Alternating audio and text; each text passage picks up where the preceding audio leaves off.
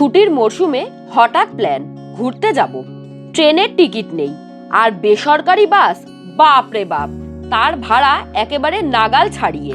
উপায় সরকারি AC bus, যাতে ব্যবস্থাপনা ভালো এবং পকেট ফ্রেন্ডলিও বটে। আরও বড় খবর হলো, এ বাসের ভাড়া একেবারেই বাড়ে না, ফিক্সড থাকে। Good evening everyone.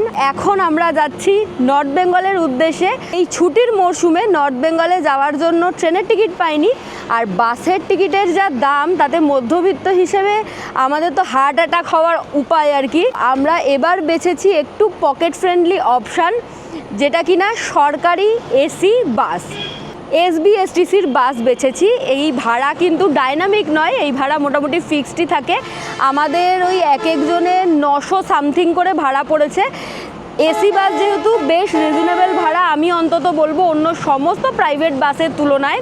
চলুন, বাসটাকে আমি প্রথমবারই দেখবো, এর আগে কখনো দেখিনি, এই বাসে চড়িও নি, এক্সপিরিয়েন্সও নেই, আপনাদেরকেও সঙ্গে নিয়ে যাব। চলুন। এই এসবিএসটিসির বাস কোথায় থেকে ছাড়ে সেটা আপনাদের সাথে একটু শেয়ার করে নিই। মেট্রো 7 নম্বর গেট দিয়ে বেরিয়ে আপনারা একটু ডান সাইডের দিকে চলে আসবেন, সেখানেই আছে এসবিএসটিসির বাস স্ট্যান্ড। বা বেসরকারি বাস যেমন শ্যামলী বাসের টিকিট কাউন্টার, তার ঠিক ব্যাক সাইড থেকেই এই এসবিএসটিসির বাস ছাড়ে। বাসের পেটে আমাদের যে বড় লাগেজগুলো, মানে যে ট্রলিগুলো, সেগুলো রাখা হয়েছে, কিন্তু কোনো রকম কোনো কুপন আমাদেরকে দেওয়া হয়নি। বাসটা ছাড়লো মোটামুটি টাইমে, হোপফুলি আমরা টাইমে পৌঁছবো, দেখা যাক। বাসের ভাড়া অনুযায়ী বাসের ভেতরে যা যা ফেসিলিটি ছিল তা বেশ স্বাভাবিক এবং ঠিকঠাক, আমার অন্তত তাই মনে হয়েছে। বসে যাওয়ার ব্যবস্থা ছিল, সিটগুলি পুশব্যাক ছিল, তবে খুব একটা যে কমফোর্টেবল ছিল তা বলবো না। লাগেজ রাখার জায়গাও বেশ ঠিকঠাকই ছিল। এটা হলো ডিম দিয়ে আলু দিয়ে তরকারি, আর এই যে তার সাথে রয়েছে পরোটা। ডিনার সেরে নেওয়ার পর বাসে তেমন কিছু করার ছিল না, তাই একটু ঘুমিয়ে পড়লাম আমরা, কারণ নেক্সট স্টপ আসতে এখনো বেশ খানিকটা সময় রয়েছে।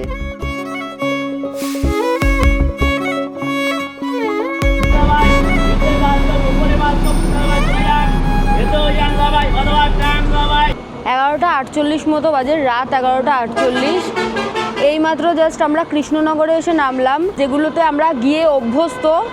নর্থ বেঙ্গল বেসরকারি বাস, সেগুলো তো সাধারণত কৃষ্ণনগরের যে মিষ্টির দোকানটায় দাঁড়ায়, শঙ্কর মিষ্টান্ন ভাণ্ডার, এটা কিন্তু সেখানে দাঁড়ায়নি, এটা অন্য জায়গায় দাঁড়িয়েছে। এখানে আরও কিছু সরকারি বাস দাঁড়িয়েছে, আরও দু একটা বাস, হ্যাঁ, নাম হচ্ছে পান্থ তীর্থ। ওয়াশরুমটা ইউজ করলাম। শঙ্কর মিষ্টান্ন ভাণ্ডারের যে ওয়াশরুমটা, সেটা যথেষ্ট পরিষ্কার থাকে এবং যথেষ্ট মেনটেন। এখানের ওয়াশরুম একদমই পরিষ্কার নয়। আর বাসের এতক্ষণের জার্নিতে, মানে এই 3.5-4 ঘন্টার জার্নিতে যেটা বুঝলাম, বাসটা মোটামুটি কমফোর্টেবল, তবে বাসে কিন্তু কোনো রকমের ব্ল্যাঙ্কেট প্রোভাইড করা হয় না, তাই যাদের এসিতে ঠান্ডা লাগে তারা চাদর বা ব্ল্যাঙ্কেট ক্যারি করুন। আর পায়ের দিকে একটা চার্জিং সকেট দেখেছি আমি, চার্জিং সকেট কাজ করে কিনা সেটা আমরা এখনও দেখিনি। যাই হোক, এখানে দাঁড় করানো হয়েছে ডিনার করার জন্য। সরকারি বাসে আমরা কলকাতা থেকে শিলিগুড়ি এই প্রথম যাচ্ছি, এর আগে একবার ফিরেছিলাম। যাই হোক, তখন এই জায়গাটায় দাঁড় করাইনি, আমাদের তো ডিনার হয়ে গেছে, বাড়ি থেকে নিয়ে আসাটাই বেটার। আচ্ছা, এখানে দুটো ওয়াশরুম আছে, একটা তো পে অ্যান্ড ইউজ টয়লেট আছে, আর তার নিচেই আপনারা ফ্রি অফ কস্টেই ওয়াশরুম ইউজ করতে পারবেন। এই হলো দোকান, দেখি কি কি পাওয়া যায়। চা, বিস্কিট, চিপস। নিচে যে মিষ্টির দোকানটা আপনাদেরকে দেখালাম, এখানে সরপুরিয়া, সরভাজা সমস্ত কিছুই পাওয়া যাচ্ছে। আর নিচে যে রেস্টুরেন্টটা আছে, ওখান থেকে চাইলে আপনারা ডিনারটা সেরে নিতে পারেন। তবে একটা জিনিস খেয়াল করলাম, সেটা হচ্ছে বেসরকারি যে বাসগুলোর রুট থাকে, সেগুলোর সাথে এই সরকারি বাসের রুট পুরোটাই আলাদা দেখলাম। কারণ বেসরকারি বাস মধ্যমগ্রাম দিয়ে সোজা চলে যায়, একদম বারাসাত হয়ে সোজা চলে যায়। আমাদের বাসটা মধ্যমগ্রাম থেকে বাঁ দিকে নিয়ে নিয়েছিল, কল্যাণীর যে 4 রাস্তার মোড় আছে, সেদিকে মুড়াগাছা বলে একটা জায়গা আছে, ওই দিক দিয়ে সোজা বেরিয়ে চলে আসলো। তারপরে আর খেয়াল করিনি কোন দিক থেকে আসলো। তো আমাদের বাসটা এখন কৃষ্ণনগরে দাঁড়িয়েছে, এখানে 20 মিনিটের হল্ট আছে। টাইমটা বেশ অনেকক্ষণই হয়ে গেল, এখন চলুন বাসে ওঠা যাক। এই হলো আমাদের বাস, এই যে শৈলী।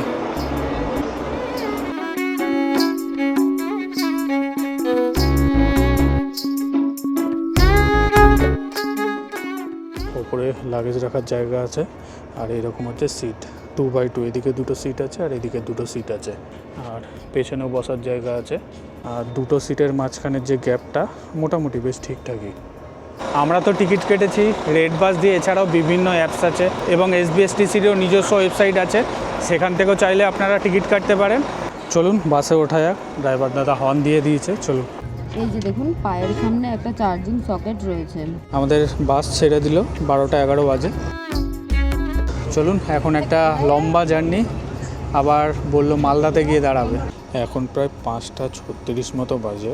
আমাদের বাসটা ফারাক্কার পরে একটা জায়গায় দাঁড়িয়ে আছে, মানে এখানে প্রায় কালকে রাত্রিবেলা থেকে দাঁড়িয়ে আছে। কখন যে আমরা শিলিগুড়ি পৌঁছাবো তার ঠিক নেই। আপনাদেরকে ম্যাপটা দেখালে বুঝতে পারবেন, এখান থেকে শিলিগুড়ি এখনও প্রায় 272 কিলোমিটার মতো, 6 ঘন্টা 11 মিনিট মতো লাগবে দেখাচ্ছে। মানে এখন হচ্ছে 5টা 37 বাজে, মোটামুটি ঠিকঠাক বাস চললেও 4-5 ঘন্টা তো লেগেই যাবে। শিলিগুড়িতে বাসটা ঢোকানোর টাইম হচ্ছে সকালবেলায় 8টা 5 নাগাদ। সব পরপর লরি বাস সমস্ত কিছু দাঁড়িয়ে আছে। তো আজকে ভাগ্যটা খারাপ, আর শৈলী সকাল সকালই জেগে গেছে, মানে সকাল সকাল না, রাত থেকে জেগে আছে। এই যে এইমাত্র এসে পৌঁছালো হচ্ছে ফারাক্কা ব্রিজের সামনে। ফারাক্কা ব্রিজের জন্যই হচ্ছে এত জ্যাম। আমাদের বাসটা এখন ফারাক্কা ব্রিজের ওপর দিয়ে ক্রস করছে।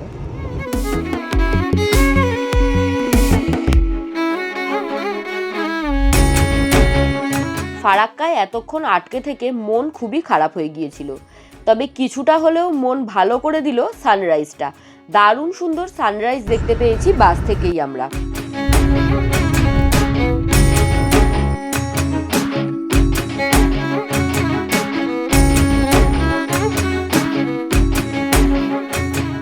ফারাক্কা ব্রিজ পার হতে মোটামুটি আধ ঘন্টা সময় লাগিয়ে দিচ্ছে। রাস্তায় প্রচণ্ড জ্যাম। ওয়াও, দারুণ লাগছে সানরাইজটা।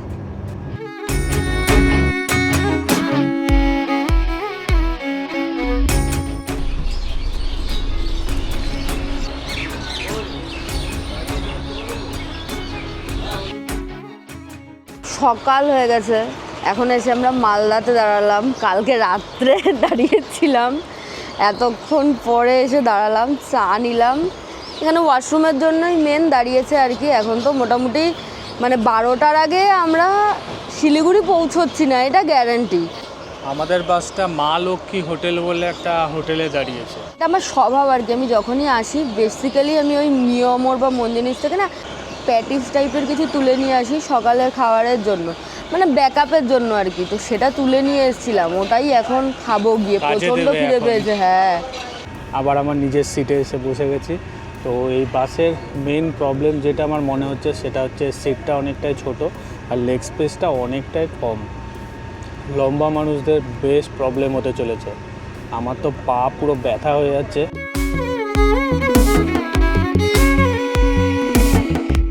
এই যে 11টা 12 বাজে, শিলিগুড়িতে আমাদের বাস ঢুকে গেছে। তো নেমেই আমরা দৌড় লাগাবো, কারণ আমাদের বাস বা ট্রেন কিছু একটা ধরতে হবে। আমরা একটা অন্য জায়গায় যাব, কোথায় যাব সেটা তো নেক্সট ভিডিওতে আসবেই।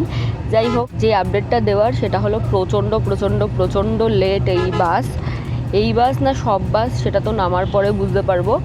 আপাতত এই বাসটাই বলছি যে প্রচণ্ড লেট। এত লেটে আমি কোনোদিনও শিলিগুড়ি পৌঁছইনি, অন্তত এতবার বাসে যাতায়াত করেছি। যাই হোক, চলুন আমরা এই ভিডিওটা এখানেই শেষ করছি। আশা করছি ভিডিওটা ভালো লেগেছে। ভালো লাগলে প্লিজ ডু লাইক, শেয়ার এবং subscribe Shoili's lifestyle. Thank you for watching.